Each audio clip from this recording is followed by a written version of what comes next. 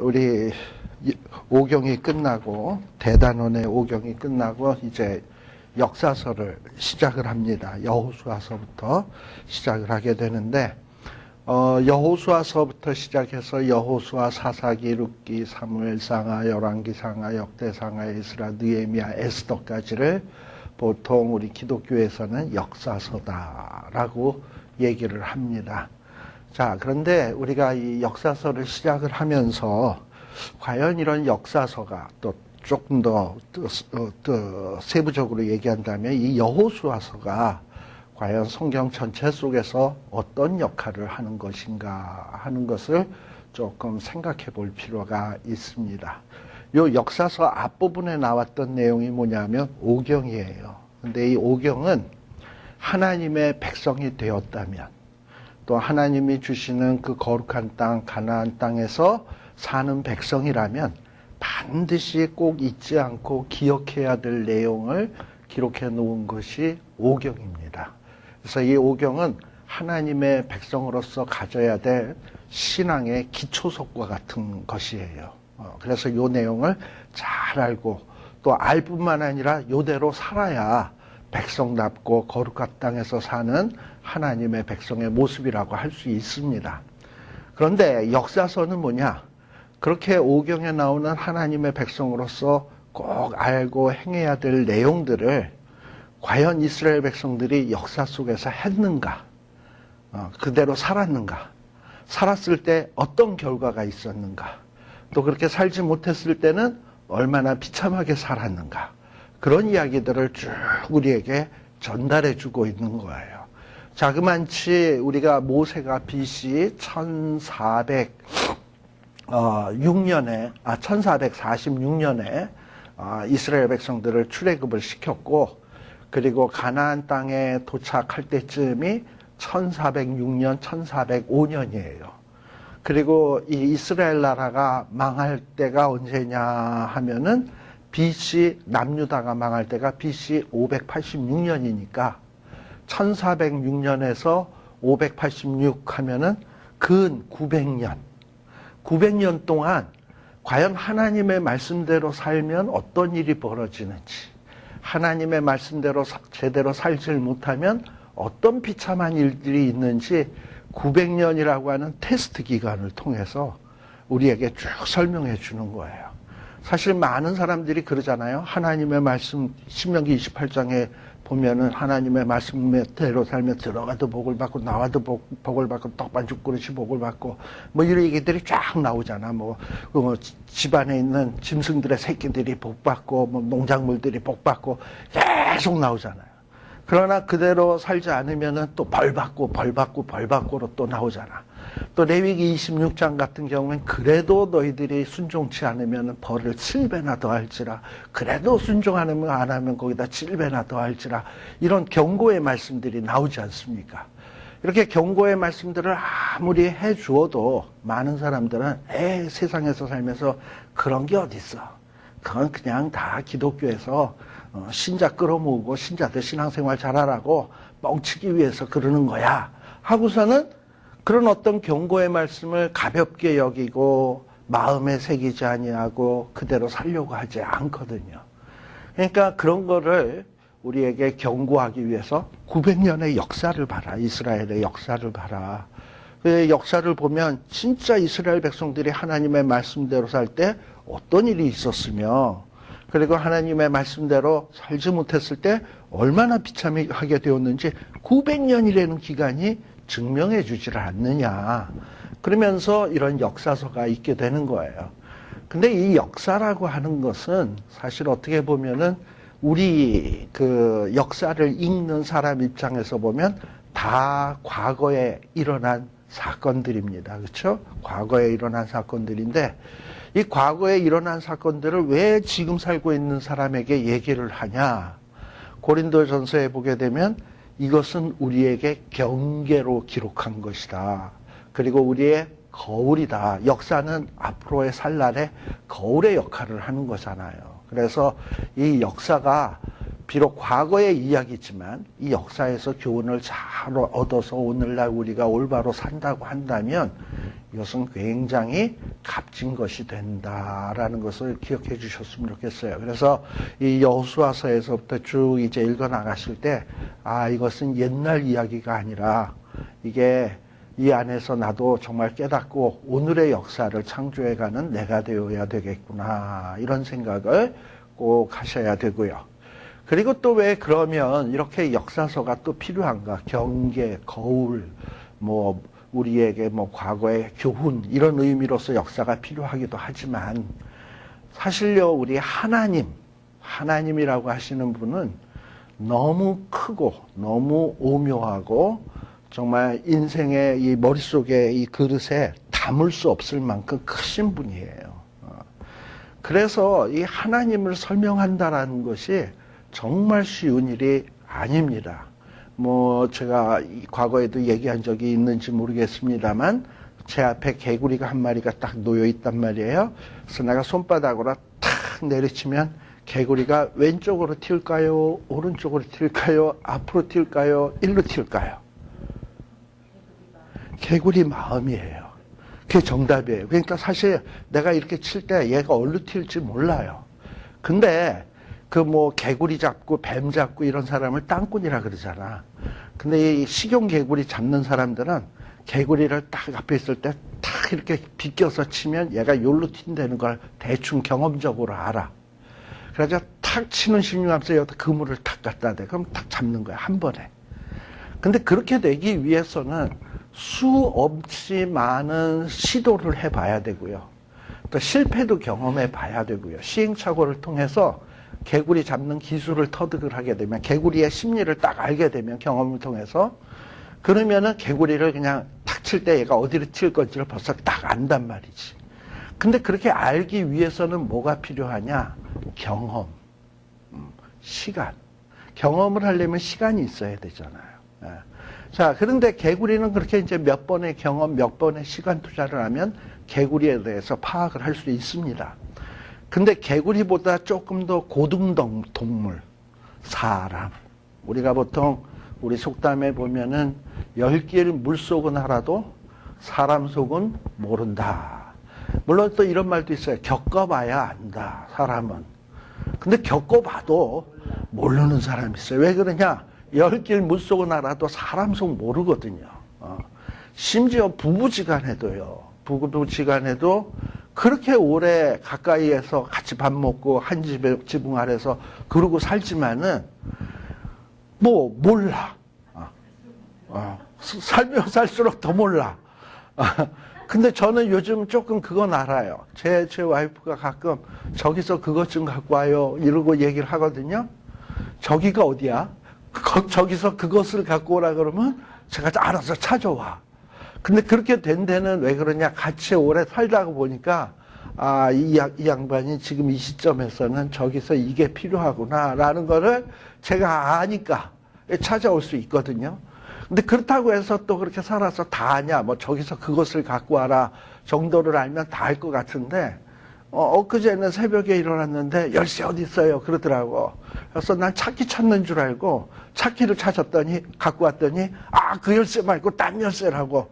그걸 얘기를 해줘야 알지. 열쇠 찾는다, 열쇠 다 내놔라 그러면 차키인 줄 알지. 그 열쇠가 어디 있는지 내가 어떻게 알아? 그러니까 이게 겪어도 또 모르는 일들이 있는 거예요. 그렇죠?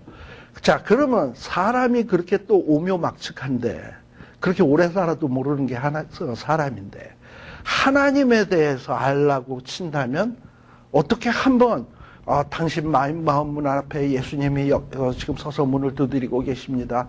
문을 열고 영접하면 예수님이 당신에게로 들어가 당신과 더불어 먹고 당신은 그와 더불어 먹을 것입니다. 영접하십니까? 예. 그래서 예수 믿고 당신이 이제 구원받았습니다. 할렐루야. 그러면 예수님에 대해서 다 알아요? 하나님에 대해서 다 알아요? 예수님 영접했다고? 모른다고. 그럼 내 일평생 한 짧은 우리 길게 살아봐야 100년 미만 살 거 아니에요. 김영삼 대통령도 그렇게 아침마다 조깅하고 열심히 운동하신 분인데 오늘 새벽에 돌아가셨잖아요. 88세, 27년생.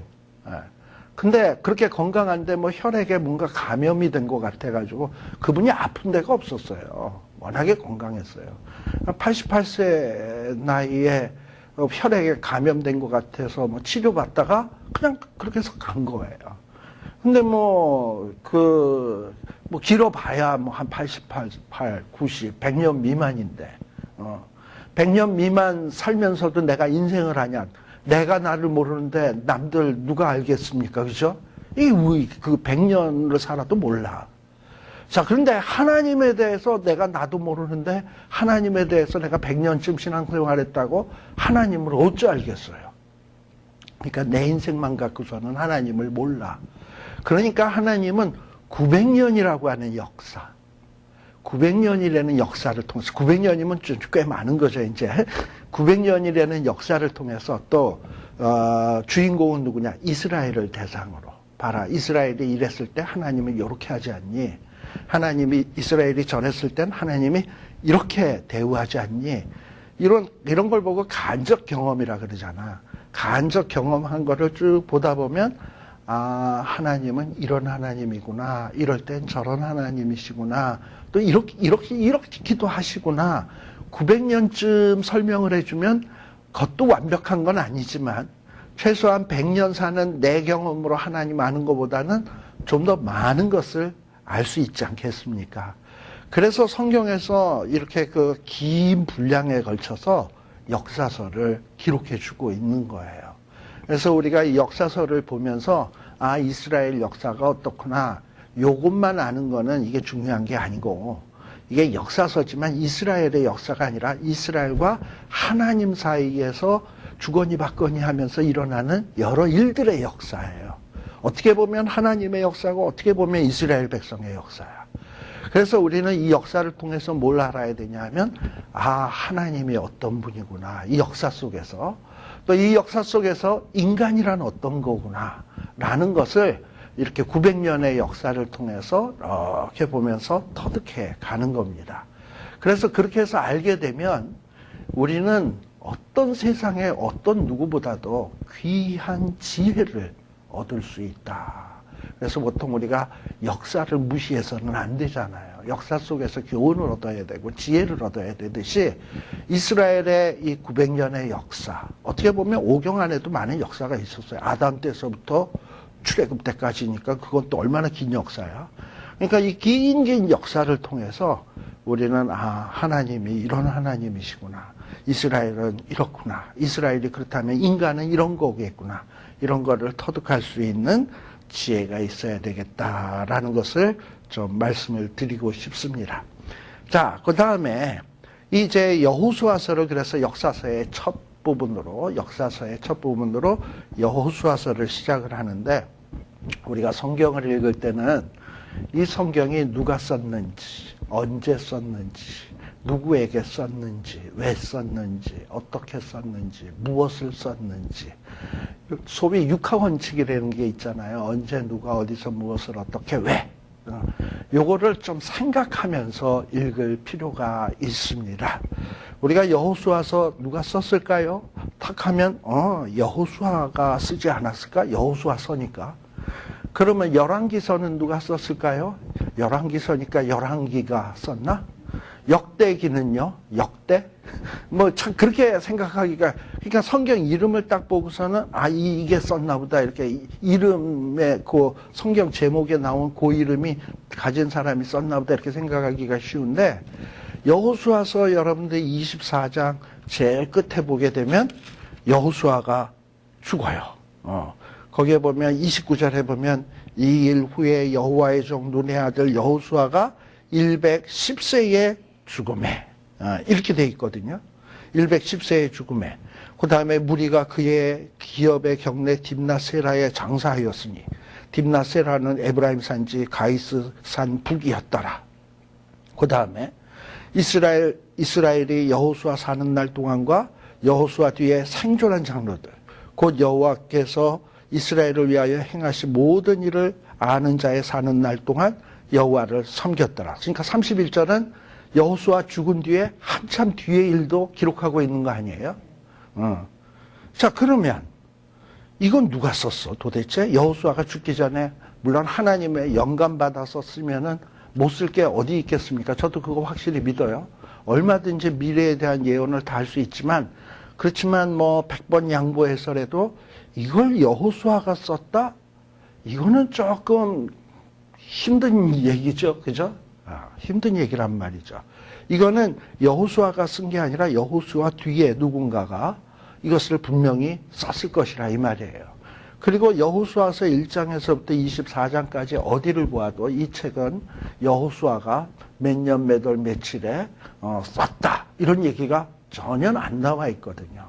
그래서 솔직히 여호수아서는 누가 썼는지 정확하게 모릅니다. 그런데 우리가 조금 보게 되면 이 여호수아서랑 짝을 이루고 있는 사사기하고 여호수아서가 조금 서로 이렇게 그 짝을 이룬다 그러나 짝을 이루는 성경 같은 느낌이 들어요. 왜냐하면 여호수아서 1장 1절에 보게 되면 어떻게 시작하는가? 여호와의 종 모세가 죽은 후에 이러고서 시작을 해요. 근데 사사기 1장 1절을 한번 쓱 보세요. 거기도 보게 되면 어떻게 되냐 하면은 그러니까 뭔가 시작하는 스타일이 비슷하죠. 스타일이 비슷해요. 근데 내용적으로 보면 여호수아서랑 사사기는 좀 정반대의 느낌이 있어요. 왜냐하면 여호수아서는 이스라엘 백성들이 가나안 땅에서 막 점령하고 승리하고 그 땅을 정복해가는 이야기잖아. 반면에 사사기는 뭐냐면 막 정복하는 게 아니라 맨날 이방 사람들한테 두들겨 맞고 의도 터지고 그래서 하나님 앞에 부르짖으면 하나님이 잠시 구원해 주시지만 그때뿐이고 또다시 죄짓고 그래서 이방 사람들한테 두들겨 맞고 그런 얘기들로만 쫙 돼 있어요. 그런 면에서 어떻게 보면 여호수아서랑 사사기의 내용은 정반대 같아요. 근데 정반대는 서로 또 어떨 때 보면 짝을 이루는 거 알아요? 미녀와 야수. 그 다음에 바보온달과 평강공주. 뭐 이런 식으로, 뭐 그런 식으로 뭔가 이게 짝을 또 이루는 느낌이 든다 이 말이죠. 자, 그렇다면 이렇게 여호수아서랑 사사기가 이렇게 좀 짝을 이루면서 그래서 이 여호수아서랑 사사기가 같은 저자가 아닐까 하는 느낌을 갖게 되는데 그렇다면 이 여호수아서랑 사사기를 누가 썼을까? 그러면 사사기가 끝난 다음에 썼을 거 아니야. 그렇죠? 사사기가 끝난 다음에 그리고 가장 빨리 잡는다면 사사기가 끝난 다음 그 다음에 사무엘 상하가 시작되기 전에 어떤 인물 왕들의 이야기가 시작되기 전의 인물이라고 한다면 가장 가능성이 높은 인물로 꼽을 수 있다면 사무엘 같은 선지자가 아닐까. 왜냐하면 사무엘은 사사시대 마지막 시대의 인물이고 새로운 왕정을 시작할 때 왕을 세운 인물 아닙니까? 사울왕을 세우고 다윗왕을 세우고 그랬던 인물이거든요. 자, 그런 의미에서 사무엘과 같은 선지자가 아마도 여호수아서와 사사기를 쓰지 않았을까 이런 생각을 해보게 되는 거예요. 자, 그렇다면 사무엘은 왜 그렇다면 이런 왕정을 시작하기 직전에 여호수아서와 사사기를 쓸 생각을 했을까? 물론 하나님이 명령하셔서 썼다 이렇게 얘기할 수도 있겠지만 뭐 하나님이 왜 하필 그때 사무엘에게 이런 여호수아서와 사무엘서를 사사기 같은 말씀을 쓰라고 했을까? 이렇게 생각을 해볼 수 있다 이 말이죠. 어떻게 보면 사사시대가 끝나고 그 다음에 새로운 왕정시대가 들어선다라고 하는 것은 뭔가 큰 변화가 있는 거예요. 여태까지는 왕이 없던 시대에서 새로운 왕이 세워지는 정치 시스템에 대변혁이 일어나는 시점인 거예요. 자, 근데 이런 시점에 자, 이제 왕정 시대가 시작이 되는데 너희들이 이 새로운 왕정 시대를 성공적인 삶을 살려면 어찌 살아야 되는지 과거의 역사를 한번 되돌이켜 봐라. 그러면서 하는 얘기가 뭐냐면 여호수아서는 하나님의 명령에 잘 순종했을 때 얼마나 이렇게 땅을 정복하고 승리의 삶을 살았는지 그런 얘기로 가득 찬 책이 여호수아서예요. 반면에 이런 하나님의 백성들이 꼭 알아야 될 내용, 오경 같은 말씀을 무시하고 듣지 아니하고 거기 나오는 뭐 축복, 저주 그딴 게 어디 있어 이러고서는 무시하고 살았을 때 그게 사사시대야. 그래서 사사시대는 뭐라고 얘기하냐면 사람들이 하나님 소견에 옳은 대로 사는 게 율법의 말씀, 오경의 말씀대로 사는 것 아니겠습니까?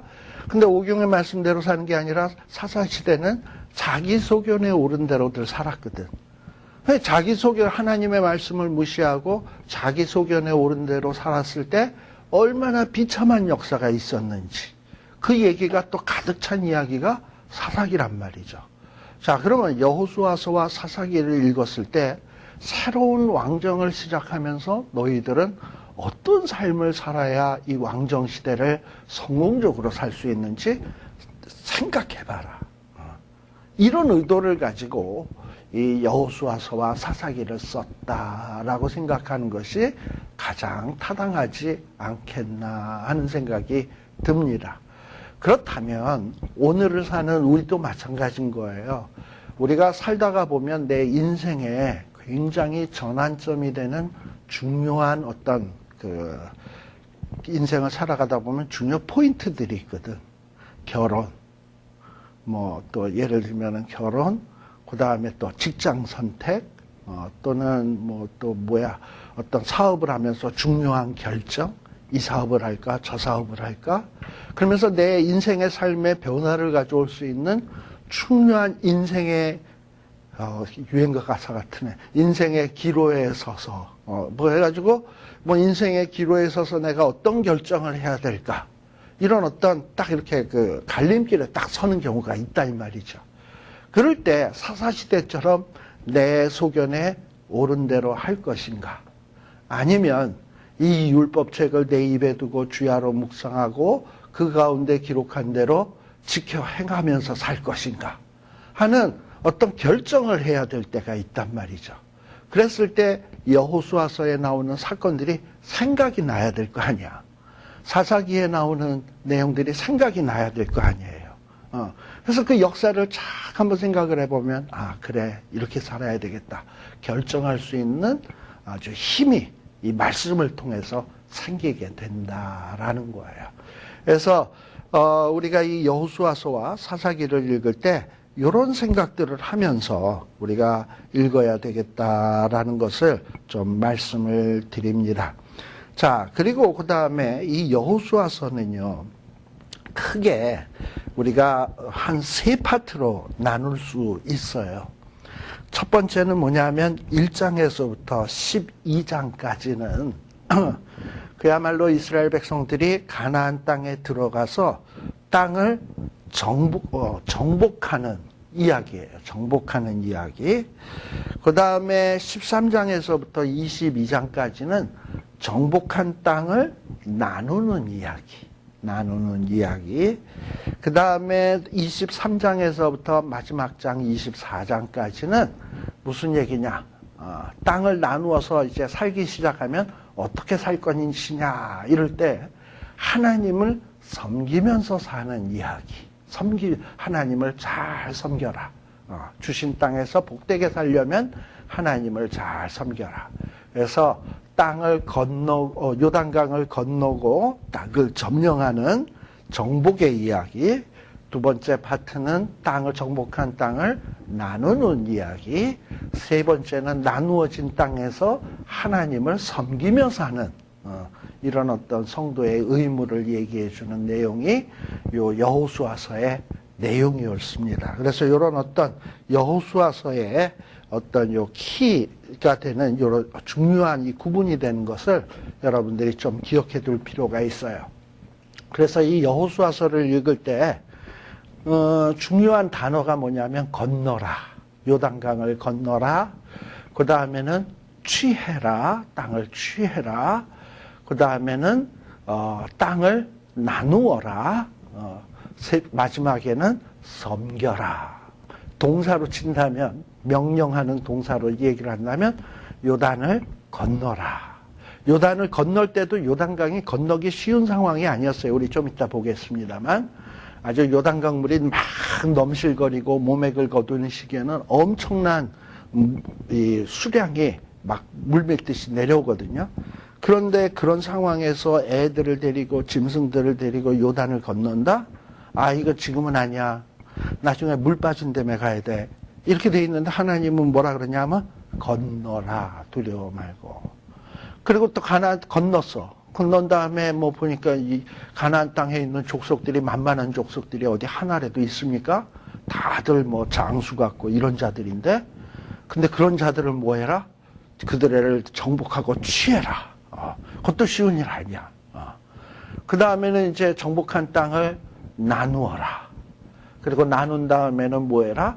나눈 땅에서 잘 하나님을 섬겨라. 뭐 이런 식으로 되어 있는 것이 여호수아서다. 그래서 우리 여러분들이 성경을 읽을 때는 1장에서부터 한 4장까지는 요단강 건너는 이야기고 한 5장에서부터 12장까지는 땅을 정복하는 취하는 이야기고 13장에서부터 시작해서 한 21장까지는 땅을 나누는 이야기고 그 다음에 22장에서부터 마지막 장까지는 하나님 잘 섬기라고 당부하는 이야기로구나. 이게 머릿속에 딱 있어가지고 여호수아서를 어디를 읽을 때 내가 지금 어디쯤 가고 있는지 이게 머릿속에 이렇게 있어야지 그냥 무턱대고 그냥 오늘은 2장 읽기로 했지 2장 지금 어디쯤 가는지도 모르고 오늘 3장 읽는다 그랬지 3장 그러고서 막 읽으면 100번을 읽어도 이게 머릿속에 축적이 안 돼. 요거를 내가 지금 어디를 가는지 기억하면서 읽어야지 아무 생각 없이 이러고 가면은 내가 어디를 지나왔는지도 몰라요. 그래서 우리가 여행을 할 때도 뭐 한 10몇 시간씩 드라이브하고 갈 때 앞에서 운전하는 사람은 뭐 내비게이션을 본다든지 지도를 보면서 가다 보니까 지역 갈 때마다 내가 어디쯤 왔구나, 남은 지역이 얼만큼이겠구나, 앞으로 뭐가 나오겠구나, 중요한 길 뭐가 이제 앞으로 있겠구나 이런 걸 알면서 가는 사람은 이게 쫙 남는데 옆에서 하고 자고 가는 사람은 10몇 시간을 갔어도 이게 지금 무슨 길이었는지 아무것도 모르는 거야. 그러니까 우리가 성경을 읽어도 마찬가지예요. 내비게이션 혹은 지도 이런 도움을 받아서 비교해 보면서 내가 어디쯤 와 있는지 지금 어디를 지나간지 앞으로 어떻게 될 것인지 생각을 하면서 읽어야 그것이 잘 기억에 남는다라는 것을 서론적으로 말씀을 드렸습니다. 자, 그리고 이제 나머지 내용은 우리가 성경을 읽어가면서 이제 조금 차근차근 살펴볼까 생각을 합니다. 자, 여호수아서 1장을 펴놓으시고요.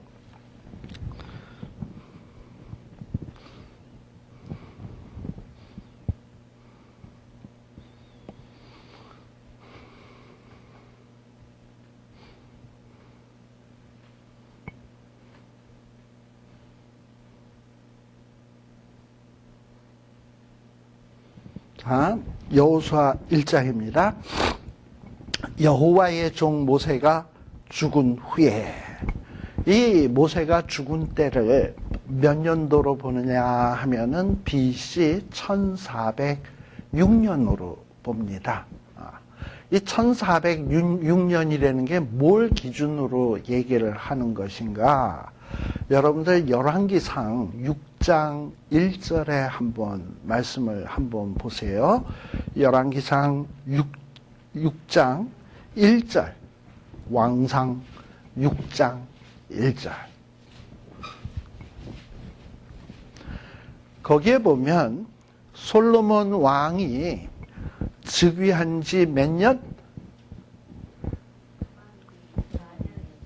즉위한 지 4년에 성전 건축하기를 시작했다라고 돼 있죠. 근데 그때가 언제라고요? 출애굽을 한 지 몇 년? 480년이다라고 얘기를 하는 거예요. 보통 우리가 다른 건 몰라도 우리 기독교에서도 그렇고 이방 역사에도 그렇고 솔로몬 왕이 즉위한 해를 몇 년으로 보느냐 하면 970년 BC 970년으로 보는 데는 거의 동의를 한단 말이죠. 자, 그런데 970년이면 즉위한 지 4년이니까 그때 성전 건축을 시작했으니까 966년이 되겠죠. 966년 되었을 때 성전 건축을 시작한 게 되는 거예요. 근데 출애굽은 언제 했냐?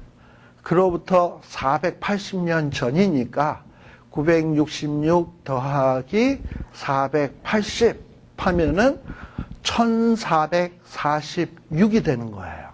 그럼 1446이 뭐냐? 이스라엘 백성들이 애굽 땅에서 딱 출애굽을 한 그날이 1446년이 되는 거예요. 자, 그런데 모세가 이스라엘 백성들을 출애굽을 해서 몇 년 동안 광야 생활을 했죠? 40년. 그러면 1446년에서 40년을 빼면 1406년. 그러니까 모세가 돌아가신 해가 1406년이다. 이런 계산이 나오게 되는 겁니다. 그래서 모세가 돌아가셨을 때가 한 1406년이다. 근데 이 1406년 되는 해 모세가 죽은 후에 누가 등장을 했냐? 여호와께서 모세의 시종, 우리가 시종 하면은 무슨 생각이 드냐면 무슨 뭐 몸종 같은 이런 걸로 생각하는데, 여기 이 시종이라고 하는 이 말은 어떤 뜻이냐면 부관 내지는 참모, 비서 뭐 이런 거 있잖아요. 우리 보통 군대의 장군 같은 경우에는 한 소령이나 대위쯤 되는 사람이 항상 옆에 따라다니면서 비서처럼 따라다녀요. 그런 걸 보고 보통 부관이라고 그래, 부관. 이런 존재가 바로 여호수아예요. 그래서 여호수아는 단순한 몸종이나 종 같은 존재가 아니라 어떤 정말 모세를 가장 근접하게 따라다니면서 모세를 보좌하는, 어떻게 보면 정치적으로 얘기하면 이스라엘의 제2인자급. 예전에 뭐 박정희 대통령이 있었으면 그 옆에 있었던 김종필 씨, 뭐 이 정도급, 김종필 정도까지 될래나, 뭐 아무튼 뭐 그런 어떤 옆에 따라다니는 그분 정도로 이렇게 생각하는 게 좋다 이 말이에요. 모세가 죽었으니까 하나님이 이제 여호수아에게 탁 등장을 하게 된 겁니다. 자, 그런데 제가 여기서 좀 강조하고 싶은 것은 여호수아서 1장 1절에 보면 뭐라고 되어 있냐면 여호와의 종 모세가 죽은 후 이렇게 돼 있어요. 죽은 후. 그 다음에 사사기 1장 1절도 아까 비슷하게 시작한다 그랬죠? 뭐라고 돼 있죠? 여호수아가 죽은 후. 이 둘 사이의 공통점이 뭡니까? 죽은 후. 그 다음에 또 공통점이 뭡니까? 이제 여기서만 끝나면은 이거는 기본적으로 아는 거고, 이제 응용 문제야. 그 다음에 공통점. 여호수아와 모세의 공통점. 지도자. 지도자. 그러니까 이 얘기는 결국 달리 표현하면 지도자가 죽은 후라는 점에서 공통점이라는 거예요. 또 공통점. 지도자가 죽었다면 그건 뭐예요? 나라의 위기. 그러니까 위기시. 이게 점점 응용이 점점 복잡해지죠. 처음에는 글자 그대로 죽은 후로만 공통인 줄 알았더니 모세, 여호수아 지도자지. 지도자가 죽은 후. 지도자가 죽은 거는 나라의 위기지. 위기. 이게 공통점인 거예요. 근데 이런 위기 시에 하나님이 나타났다는 거지. 나타났다. 자, 우리가 보통 이런 누가 죽었다, 위기다. 그러면 뭐를 지금 일을 추진을 하다가 스탑을 합니까? 계속합니까? 위기를 딱 만나면. 스탑을 해야죠. 자, 그런데 하나님은 무슨 얘기를 하냐면 모세가 죽은 후 2절 네 모세가 죽었으니 내 모세가 죽었으니 이제 너는 이 모든 백성으로 일어나 이 요단을 건너가라.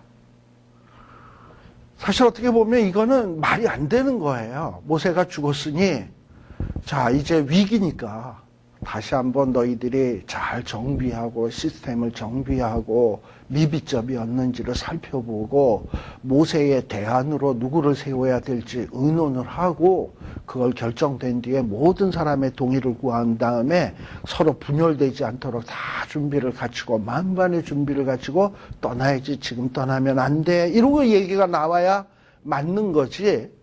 모세가 죽은 후 너는 일어나 건너가라. 사실 이거는 어떻게 보면은 논리적으로 생각을 하면 맞는 얘기가 아니라 이 말입니다. 근데 이 여호수아서에서 우리에게 가르치려고 하는 중요한 내용은 뭐냐면 위기시 너희들은 어떻게 살래? 하는 질문이에요. 위기시에 너는 어떻게 살래? 근데 하나님은 위기시에 탁 나타나서 위기시에 너는 어떻게 할래? 내 말대로 해. 라고 얘기하는 것이 이 하나님이 우리에게 원하시는 거예요. 인간적으로 생각하면 모세가 죽었으면 하나님 하던 일도 중지해야 될 판에 일어나 건너가라니요. 말이 안 되지요. 이거 좀 나중에 좀 고려해보고 정비해보고 준비하고 그러고 합시다. 하나님 좀 가만 계세요. 이래야 이게 사람 생각이 맞는 거예요. 근데 하나님은 툭 나타나서 뭐라 그러냐면 모세 죽었으니 너는 이제 이 백성과 더불어서 일어나 요단을 건너 하나님이 너에게 주려고 하는 땅으로 가라라는 거예요. 여러분들이 여호수아라고 생각을 하고 한번 생각을 해보십시오. 모세가 죽었어요. 그동안 의지하고 자기의 멘토였던 모세가 죽었어요. 그리고 여호수아는 한 번도 지도자 훈련을 해본 적이 없어요. 시종 노릇만 했지. 그렇죠. 여태까지 지도자 노릇을 해본 적이 없는 사람이에요. 그래도 모세는 왕년에 지도자 수업을 받은 사람이에요. 애굽의 궁궐에서 40년을 자라면서 왕제의 교육을 받았던 사람이에요. 그리고 세상 학문적으로도 최고의 교육을 받았던 사람입니다. 그리고 정말 뛰어난 무슨 무술 훈련에서부터 정치, 군사, 역사, 지리 능통한 사람이 어떻게 보면 모세였을 거예요. 그거에 비한다면 여호수아는 이리 보아도 저리 보아도 모세보다 딸린 구석이 한두 가지가 아니야. 그렇잖아요. 전혀 그래요. 근데 그렇게 위대한 모세가 40년을 인도해 올 때, 광야를 이끌어 올 때도 이스라엘 백성들이 오합 시절처럼 틈만 나면 불평, 원망, 문제 일으키고 툭 하면 애굽으로 돌아가자고 그러는데 그렇게 훌륭한 모세가 지도했을 때도 그런데 모세가 죽은 후에 정말 모세랑 비교했을 때 아무것도 아닌 자가 가자 그러면 너 뭐야 이럴 거 아니에요. 그러니 여호수아가 아니 모세가 죽었는데 나보고 이걸 데리고 가라고 그러면 내가 어떡해? 굉장히 마음이 불안하지 않겠습니까? 또 백성들도 누가 여호수아를 모세의 버금가는 지도자로 인정을 하겠습니까? 모세가 광야에서 조금 힘들 때만 하더라도 모세 갈아치고 우리가 다른 두령을 세우고 돌아가자 이랬던 게 한두 번이 아닌데 여호수아쯤이야 얼마든지 갈아칠 수 있는 거 아니에요. 그러니 이게 지금 굉장히 위기거든요. 여호수아 본인이 생각할 때도 굉장히 두렵고 백성이 무섭고 앞으로 벌어질 일들이 무서운 거예요. 근데 그런 상황에서 하나님은 뭐라고 얘기하냐면 너 가라. 내 말대로 해라. 3절 뭐라고 얘기합니까? 너가 발바닥으로 밟는 모든 것 내가 너에게 줄 거다. 근데 그 땅은 어디냐? 4절에 보면 광야와 레바논에서부터 큰 하수 유브라데에 이르는 해쪽 속의 온 땅, 해 지는 편 대해까지 너의 진경이 될 거다. 이게 어떻게 가능한 얘기입니까? 여호수아 입장에서 생각을 해보면 모세도 힘들었던 일인데 그런데 하나님은 뭐라고 얘기를 하냐 하면 5절에 보면 너 모세보다 좀 실력도 떨어지고 모든 면에서 떨어진다고 네가 걱정하나 본데 걱정 마라. 너의 평생에 너를 능히 당할 자가 없으리니 내가 모세와 함께 있던 것 같이 너와 함께 있을 것이다. 그리고 너를 떠나지 않는다, 버리지 않는다. 이러고 얘기를 하고 있는 거예요. 그러니 너는 지금 겁먹지 말고 모세가 죽었다고 해서 이스라엘 백성들이 오합지졸이라고 해서 겁먹지 말고 뭐 해라? 마음 강하게 해라. 담대하게 하라. 너는 이 백성으로 내가 조상에게 맹세하여 주리라 한 땅을 얻게 하리라. 자, 그러니 마음을 강하게 하고 담대해야 될 이유가 무엇입니까? 첫째는 약속이에요. 그 마음을 담대히 해야 될 그 근거가, 그 약속이라는 의미가 어떤 뜻이냐 하면은 2절에 보시게 되면 하나님은 뭐라고 얘기하냐면 내가 이스라엘에게 주는 땅. 근데 이 이스라엘에게 땅 주겠다는 약속을 언제 했냐? 아브라함 때 약속했는 거 아셔요? 창세기 15장 거기에 보면 이미 약속했어요. 그 약속은 이삭에게도 했고 야곱에게도 했어요. 그리고 이 약속은 누구에게도 했냐면 모세에게도 했어요. 우리 신명기 11장 한번 보실래요?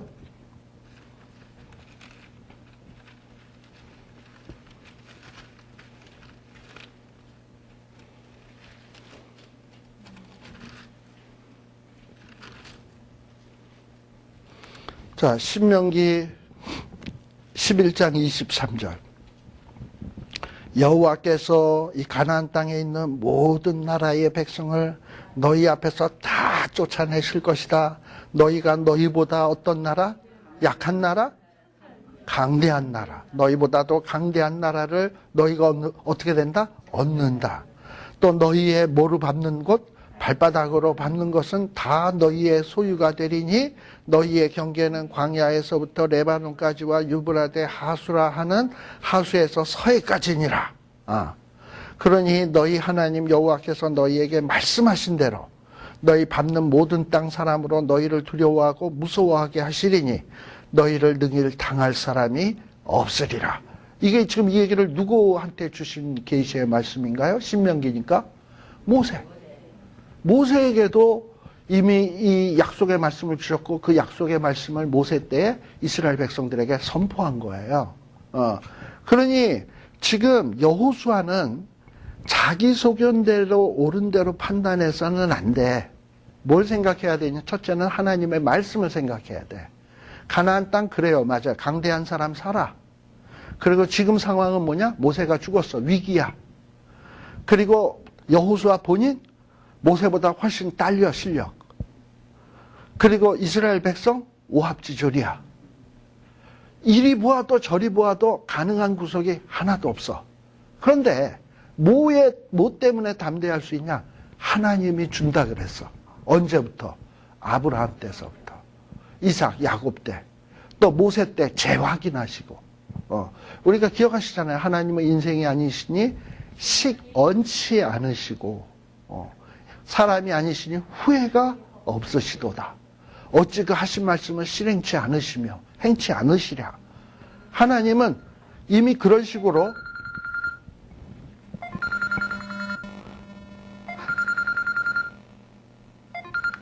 여보세요.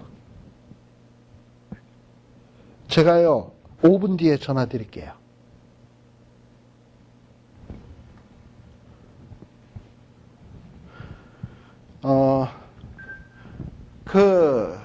하나님은 이렇게 한 말씀을 절대 시건하는 분이 아니에요.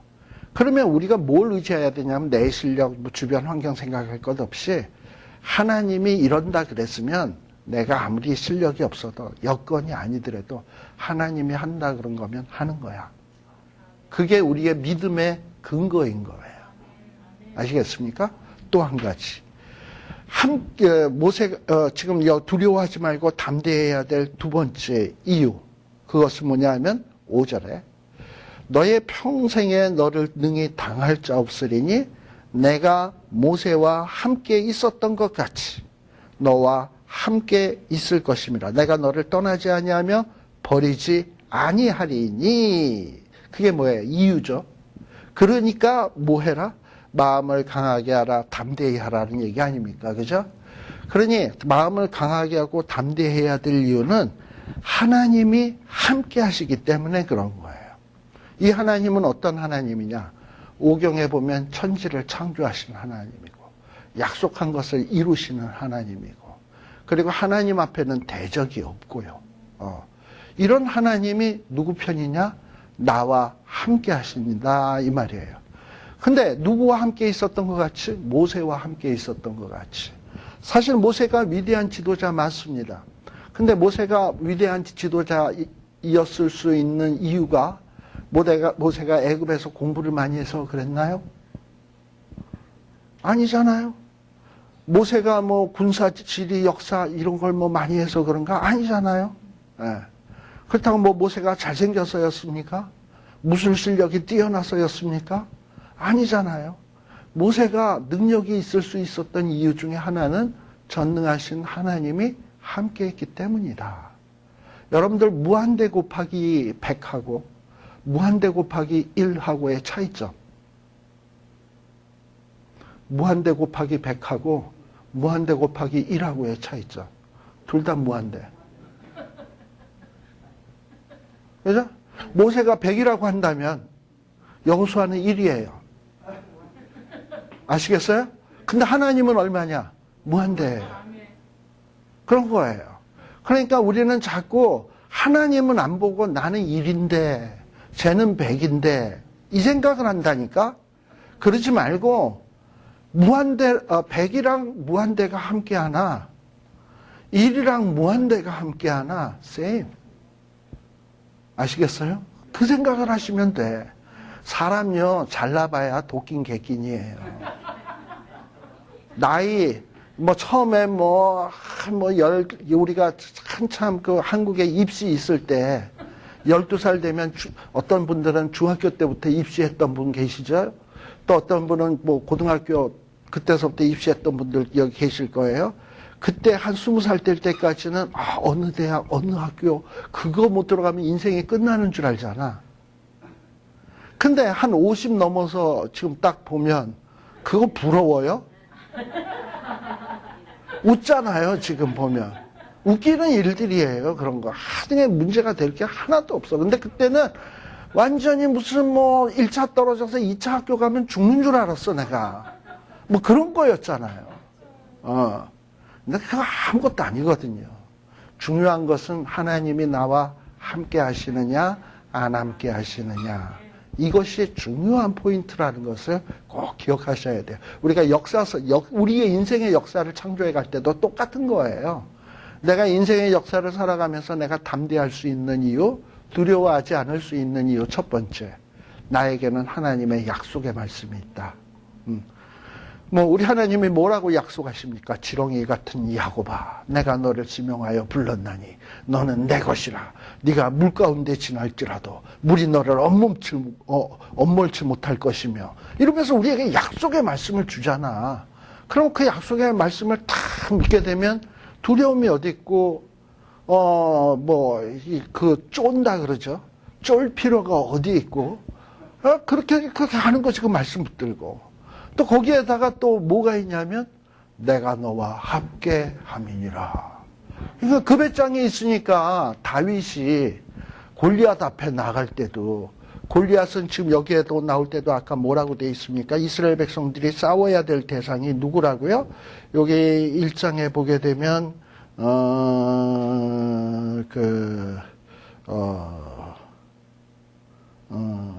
아까 너보다도 더 강대한 족속, 그건 앞에 나왔던 거지. 신명기에 보면 너보다도 더 강대한 족속을 네가 물리치게 된다라고 얘기했잖아요. 뭐 다윗이 볼 때 골리앗이 훨씬 더 강대하고 키도 크고 힘도 세고 무술도 능하고 무기도 좋고, 이리 보나 저리 보나 다윗이 훨씬 모자라게 한없지만 다윗은 어떻게 나아갔냐? 너는 칼과 창으로 내 앞에 나아오거니와 나는 만군의 여호와의 이름으로 나간다. 이러면 되는 거예요.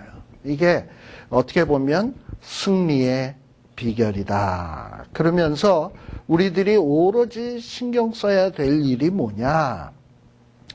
7절에 보면 이 우리 신앙의 파운데이션에 해당된 내용 있잖아요. 아까 5경에 나오는 말씀, 하나님의 백성으로서 마땅히 지키고 생각하고 그대로 살아야 될 도리들.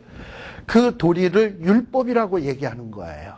하나님이 명하신 율법을 어떻게 해라? 우리는 뭐에다만 신경 쓰면 돼? 그거 지켜 행하고 거기에서 좌로나 우로나 치우치지 말고 그리하면 어떻게 된다? 형통하다. 또 8절에는 이 율법책을 내 입에서 떠나지 말게 하며 그리고 그 말씀을 묵상하는 거예요. 이 묵상이라고 하는 것은 어떤 거냐 하면 이 말씀을 내 삶에 어떻게 적용하고 어떻게 실천하지? 소위 큐티 할 때 이 말씀을 어떻게 적용하지? 이런 거. 또 이 말씀의 진정한 뜻이 무엇일까? 내가 이것을 그냥 문자 그대로 읽는 것이 중요한가? 아니면 하나님이 전체 문맥 속에서 이 말씀을 통해서 내게 생각하는 게 무엇이지? 이걸 자꾸 생각을 하는 거예요. 묵상. 주야로. 그리고 묵상하고 그리고 그 가운데서 깨달은 거를 갖다가 지켜서 행하는 거예요. 그리하면 어떻게 된다?